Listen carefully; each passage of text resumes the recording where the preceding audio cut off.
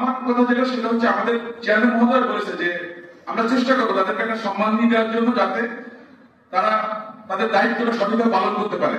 আর ইমাম সাহেবদেরকে শুধুমাত্র খুতবা বা নামাজে সীমাবদ্ধ রাখতে হবে না, সমাজ বিনির্মাণের জন্য তাদেরকেও ভূমিকা রাখতে হবে। কারণ আমাদের সমাজে যে মাদকাসক্তি, যে সন্ত্রাস বা রাহাজানি বা খারাপ কাজ, এইগুলো একমাত্র ইমাম সাহেবরা কিন্তু মসজিদ থেকে বলতে পারে। হয়তো মানুষ যখন মসজিদ দেবে তখন যদি আপনারা যদি সঠিক কথাটা বলেন, তাহলে আমি মনে করি যে ইসলাম পূর্ণাঙ্গ জীবন ব্যবস্থা, সেই জিনিসটা কিন্তু তখন চলে আসে।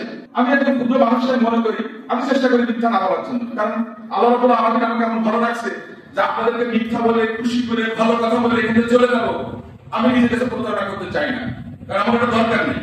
আলহামদুলিল্লাহ আপনাদের দোয়ায়, আল্লাহর রহমতে আমি অনেক ভালো আছি এবং পরিবার নিয়ে আলহামদুলিল্লাহ সুখী আছে। এবং আমার কাছে মনে হয়েছে জীবনের এই পর্যায়ে এসে মানুষের জন্য কিছু করা দরকার। আমাদের সমাজের যে সমস্যাগুলো আছে সেগুলো সমাধানের জন্য আপনাদেরকে আমি বলবো যে আপনারা পরকালকে কিন্তু করতেই হবে। যেমন আমি একটা কথা বলি যে ইসলামের 5টি অঙ্গ, কালেমা, নামাজ, রোজা, যাকাত, হজ, আপনি মুসলমান হলে আপনাকে পালন করতেই হবে।